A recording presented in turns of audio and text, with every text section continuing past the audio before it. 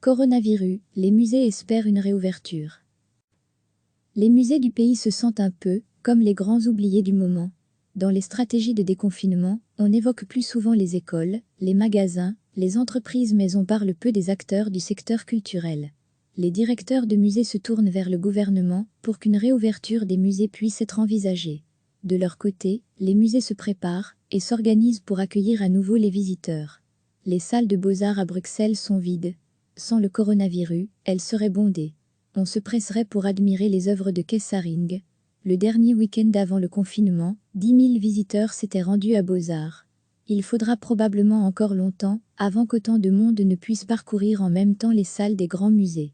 Mais pour les directeurs d'établissements comme le Beaux-Arts, cela ne doit pas empêcher de réfléchir à une stratégie de réouverture.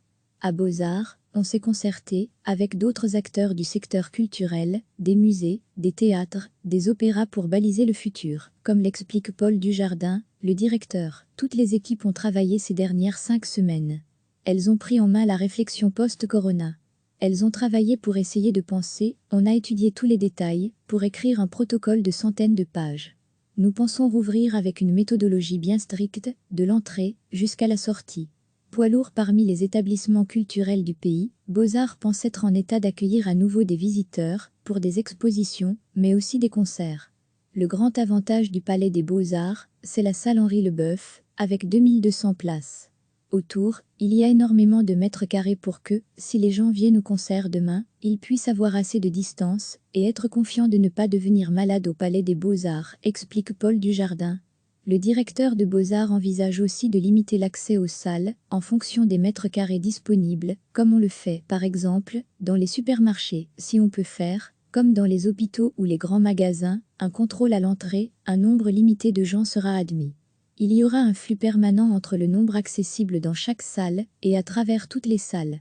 Les banquettes ne seront plus là et les catalogues déjà utilisés enlevés, ajoute Paul Dujardin. Le directeur de Beaux-Arts prévoit aussi, pour limiter les files à l'entrée de l'établissement, de recourir à la réservation et à l'achat de billets en ligne. Se tourner vers le virtuel, en parallèle aux activités classiques des musées, est aussi une piste, explique Paul Dujardin. On ne pourra jamais remplacer l'expérience directe avec l'artiste, dans une salle, mais on doit pouvoir développer un nouveau modèle économique dans lequel le monde numérique, ce que le XXIe siècle offre comme opportunité, a sa place, conclut-il. S'organiser pour que le public puisse admirer les œuvres, à l'aise, c'est le défi.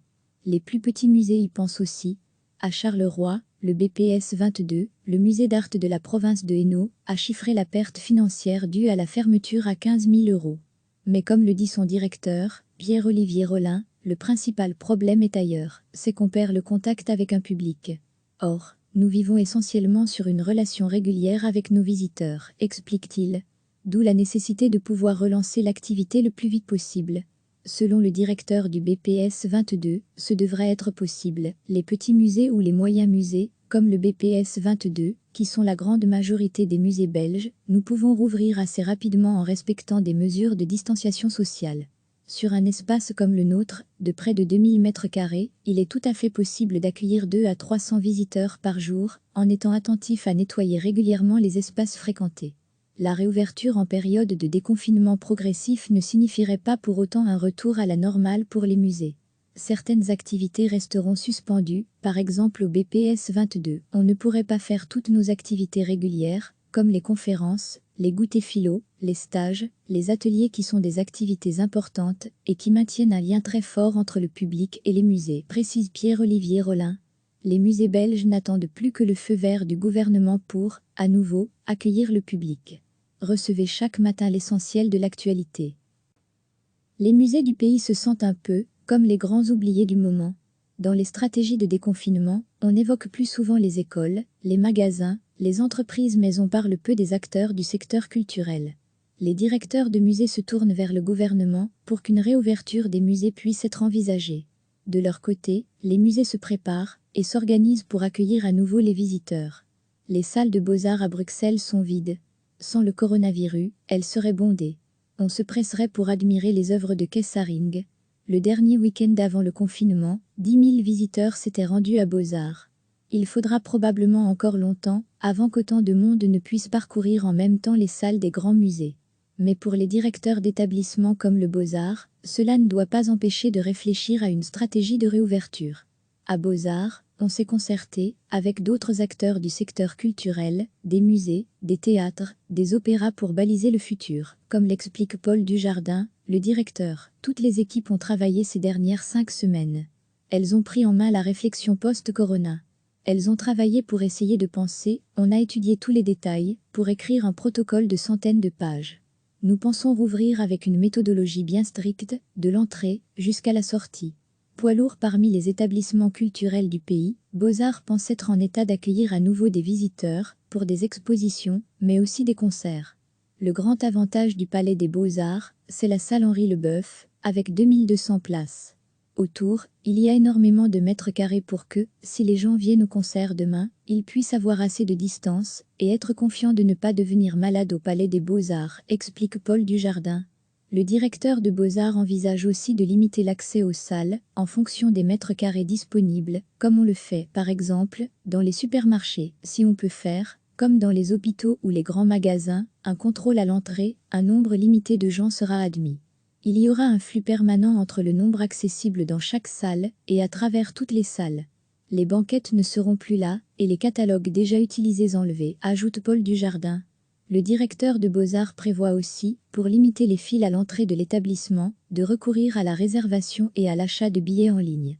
Se tourner vers le virtuel, en parallèle aux activités classiques des musées est aussi une piste, explique Paul Dujardin. On ne pourra jamais remplacer l'expérience directe avec l'artiste, dans une salle, mais on doit pouvoir développer un nouveau modèle économique dans lequel le monde numérique, ce que le XXIe siècle offre comme opportunité, a sa place, conclut-il.